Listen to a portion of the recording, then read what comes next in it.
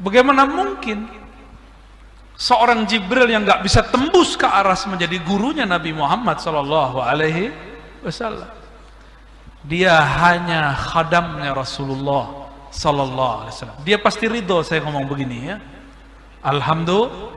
Kalau enggak nanti kita bisa sidang.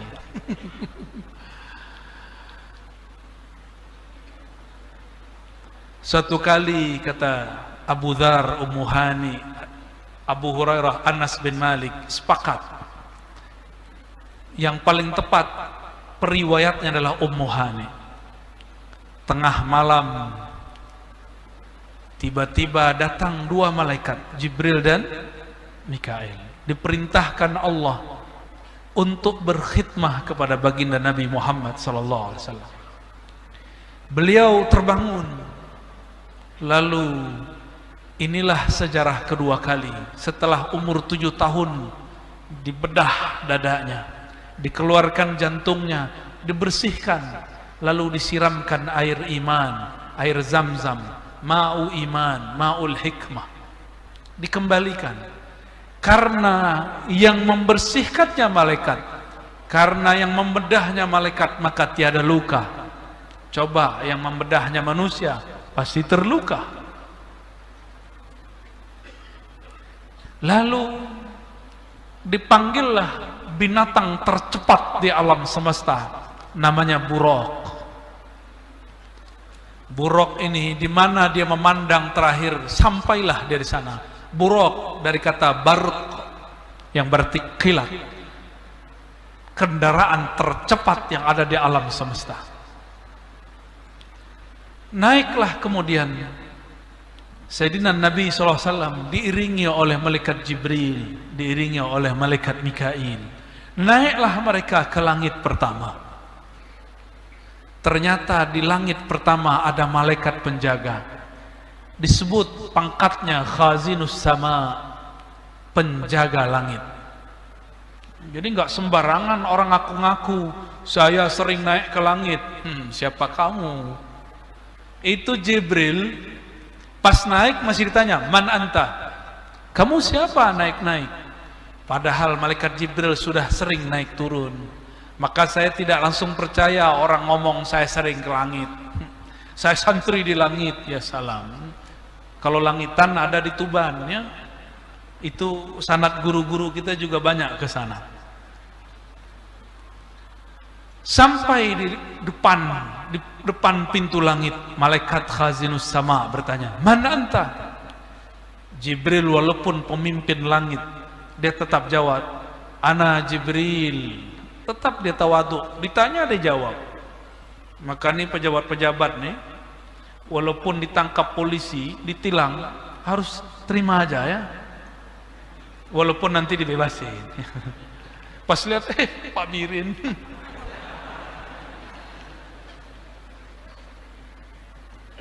Jangan seperti yang ada di berita-berita itu. Dia bukan siapa-siapa, ngaku anak jenderal, ya salam. Ya. Ternyata jenderal patah sayap, pensiun. Sok-sokan, malah hardik-hardik orang. Itu nggak boleh. Sayyidina Jibril tidak pernah menghardik malaikat yang ada di pintu langit. Tetap mengatakan ana Jibril. Nanya lagi, jadi malaikat itu security langit yang paling saklek. Mending security kita ini baik-baik, kita senyumin sedikit, assalamualaikum, malah salam ya. Nggak perlu nanya dia. Kalau ini enggak, man ma'ak, itu di belakangmu siapa? Begitu SOP langit. Jangan sembarangan bilang langit naik-naik. Itu bukan langit, itu mungkin langitnya syaitan. Yang gampang naik turun itu langitnya syaitan.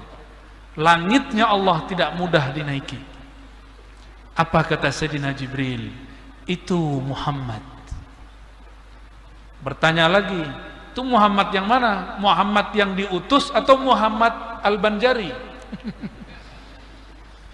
Apa kata Sayyidina Jibril? Qad bu'itha ilaih.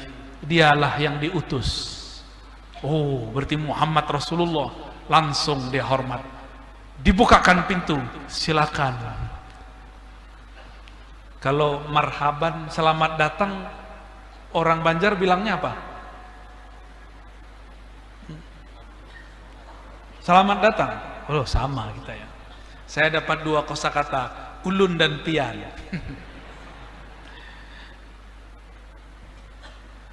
Sampailah di langit pertama.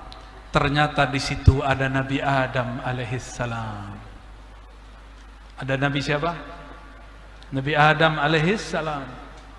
Di riwayat Bukhari itu tidak disebutkan di mana ini. Cuma di satu riwayat dikatakan ini Nabi Adam di langit pertama. Beliau melihat ke kanan senyum, melihat ke kiri nangis.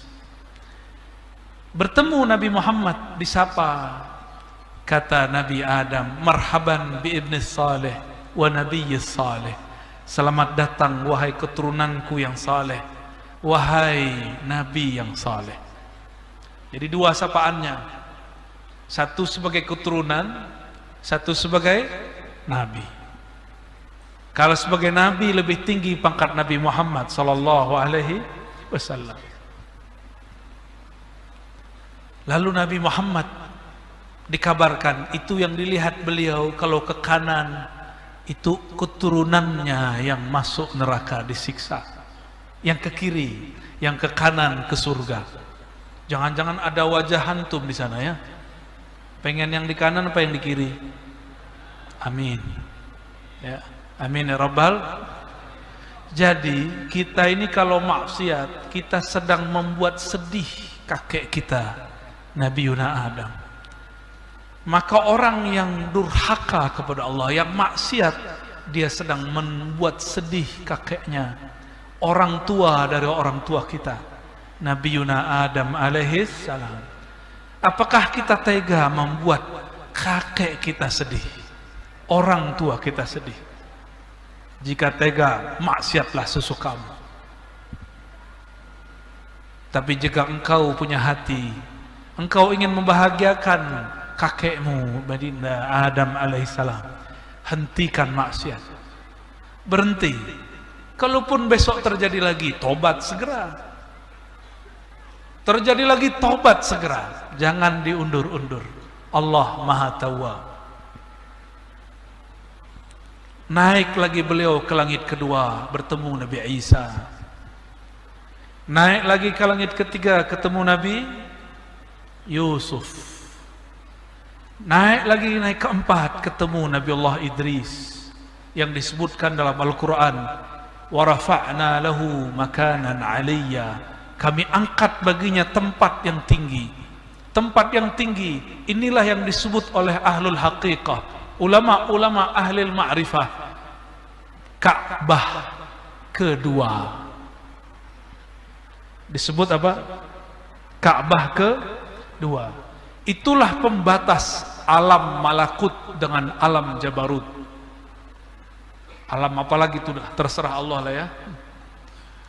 Terus naik lagi, langit kelima, ketemulah malaikat, ketemu seorang nabi namanya Harun.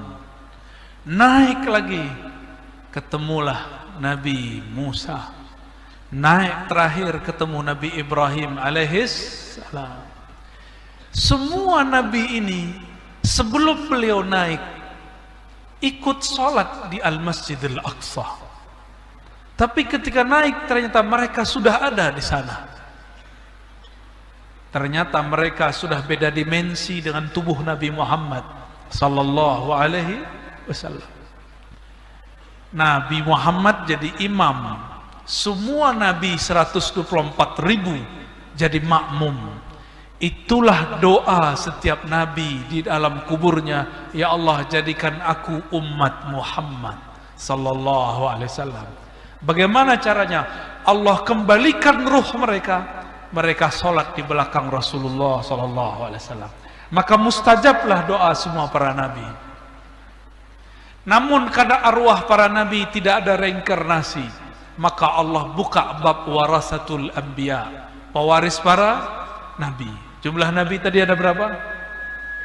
124.000. Maka di akhir zaman ini jumlah wali-wali besar ada 124.000. Yang sudah wafat salah satunya Abah Guru Sekumpul. Itu salah satu wali besar, wali yang mengenal Allah Subhanahu wa ta'ala. Sampai di langit ketujuh ketemu Nabi Ibrahim. Nabi Ibrahim sedang bersandar di Ka'bah. Ka'bahnya warnanya putih. Setiap hari di sana ada 70.000 malaikat masuk. Kalau mereka masuk tawaf tidak keluar lagi. Luasnya sangat luas sekali. Pahala mereka tawaf mereka berikan kepada orang yang tawaf di muka bumi. Zikir-zikir mereka hadiahkan untuk orang yang beriman di muka bumi. Makanya nanti orang-orang yang haji, umrah, sholat, zikir itu kaget-kaget waktu masuk ke akhirat. Saya nggak pernah beramal begini kok dapat ini. Itu amalan malaikat yang diberikan kepada kita. Sampailah Nabi Muhammad SAW dinaikkan ke suatu pohon yang disebut Sidratul Muntaha. Disebut juga Sidratul Muntaha Jim. Sidrah Muntaha artinya pohon penghujung. Tidak ada lagi alam ciptaan di atasnya. Sudah habis. Itu pohon punya dedaunan. Daunnya seperti belalai, bukan belalai, apa telinganya? Alfil. Apa arti alfil? Elephant. Gajah. Di lembaran di situ tertulislah nama Paman Birin Syah Birin Nur, jadi gubernur tahun sekian sampai tahun sekian, lahir tahun sekian, wafat tahun sekian, ketemu Ar-Razi tahun sekian, duduk di majelis jam sekian, semua sudah disebutkan. Ini disebut takdir Luh Mahfuz. Takdirnya dimulai dengan kata kun. Kunnya Allah dimulai dengan kudrat iradah. Tapi kalau pakai kudrat iradat, kita ini banyak yang tidak selamat. Mungkin kemarin ketika virus Delta sudah banyak yang mati. Allah geser sedikit itu. Dengan apa digeser? La yughayyirul qada illa du'a. Ketentuan Allah hanya dapat digeser dengan doa. Doa siapa? Nabi sudah wafat. Tentulah pewaris para nabi. Tapi mereka berdoa bukan mengatur Allah. Mereka hanya berdoa, ya Allah, jika Engkau menetapkan virus ada di alam semesta, kami tidak menolak. Kami tidak minta virus diangkat. Gak ada wali, mohon maaf, tidak ada wali minta virus diangkat. Untuk masa ini tidak ada wali minta virus diangkat, itu nggak sopan. Allah maunya ada virus, jangan minta diangkat. Terus gimana? Minta saja selamat. Ya, minta saja. Seandainya pun kena, tidak bisa sehat, semoga syahid. Ya, karena ini sudah takdir dari Allah. Tiada negara kecuali corona masuk, benar. Tapi alhamdulillah Allah izinkan kita. Orang Indonesia ini rata-rata muslim. Orang Islam energi imunitasnya kalau bermajelis. Kalau kita ini selalu social distancing, kapan kita bermajelis? Akan tambah banyak orang sakit imunnya karena imannya rusak. Maka kita bersyukur kepada Allah, kita diciptakan Allah, dilahirkan Allah di negeri ini. Alhamdulillah. Bapak tanya ke semua orang yang tinggal di Mekah, tinggal di Madinah, tinggal di negara-negara Islam di luar Indonesia. Tidak ada yang semeriah negeri ini untuk kajian di masa pandemi. Ya, kita berterima kasih kepada Allah SWT. Semoga Allah menjaga negeri ini, umaranya, ulamanya. Amin ya rabbal alamin. Jadi jangan tengkar-tengkar mulu, ya tengkarnya nanti aja pas kampanye ya.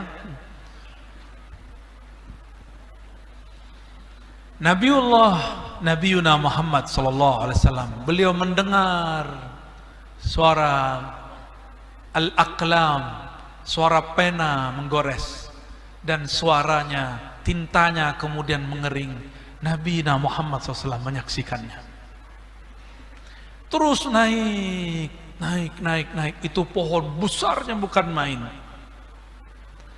Sampailah beliau pada kursi Allah, raf-rafnya Allah. Apa kata Sayyidina Jibril?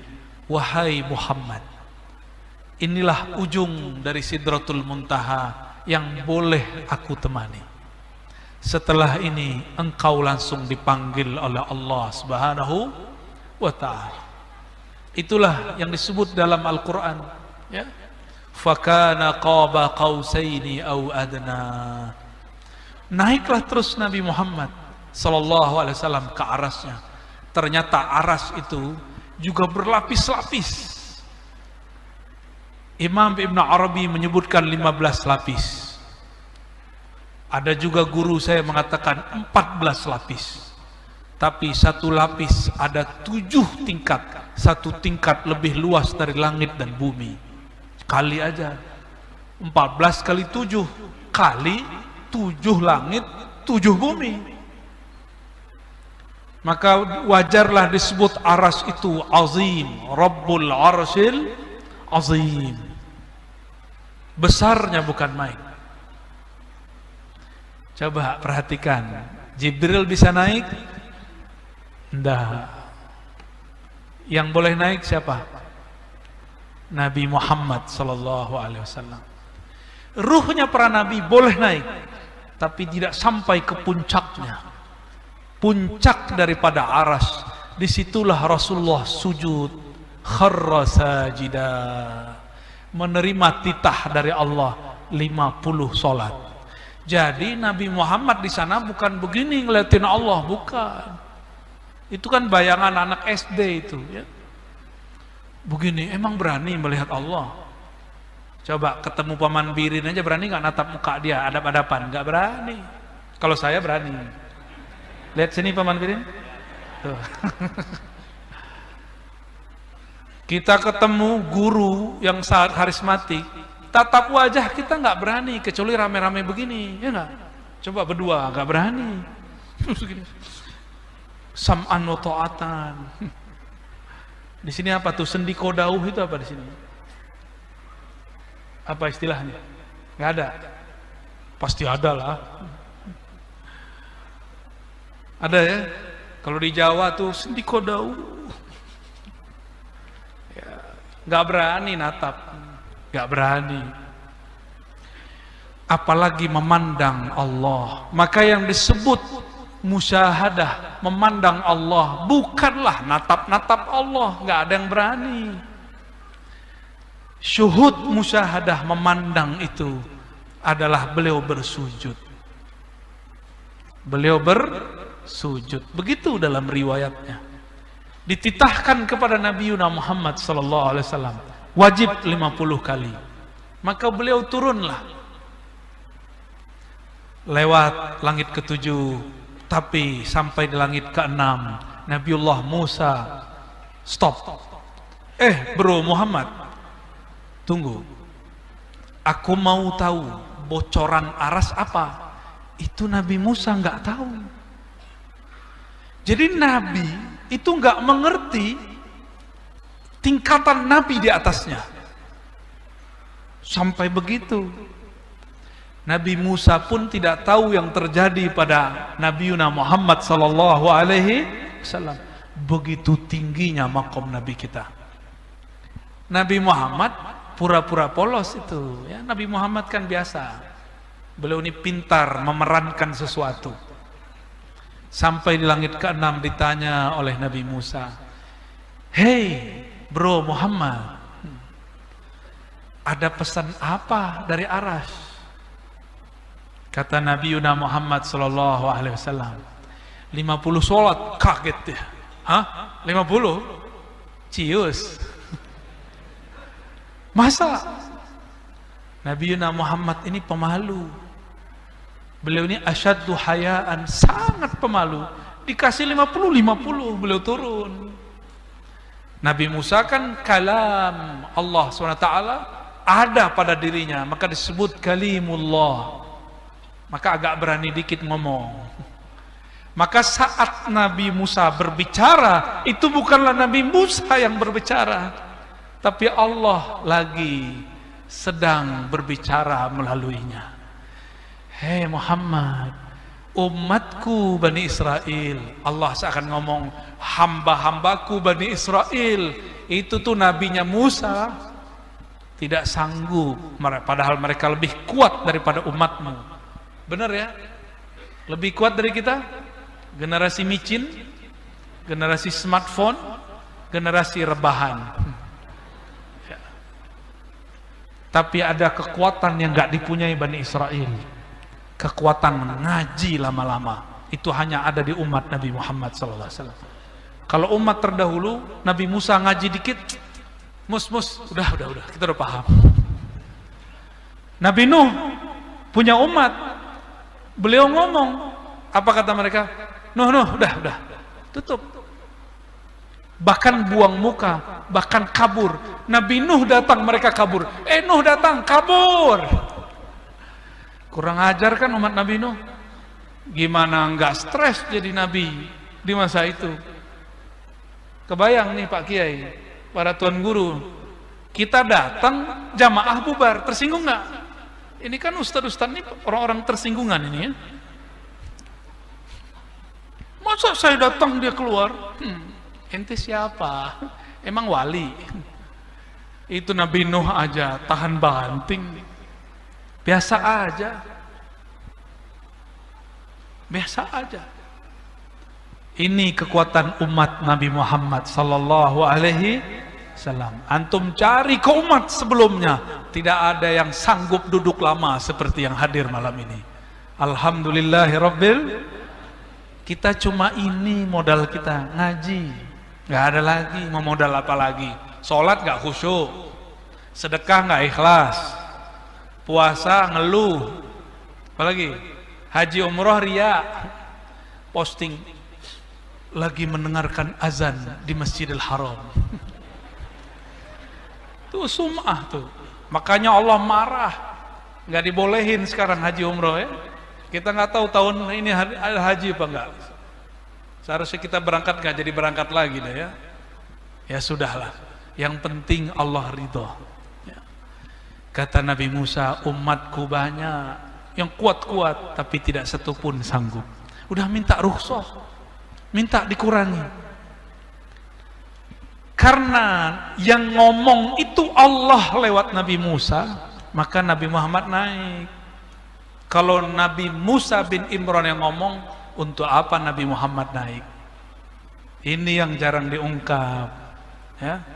Oh, Allah lagi nitipin kalam lewat Nabi Musa. Ya udah naik. Sampai 5 kali naik. Maka beliau kemudian masih dibilang oleh Nabi Musa, udahlah kalau bisa nggak ada sama sekali. Berarti Nabi Musa ini sayang sama kita, bener gak? Bener ya?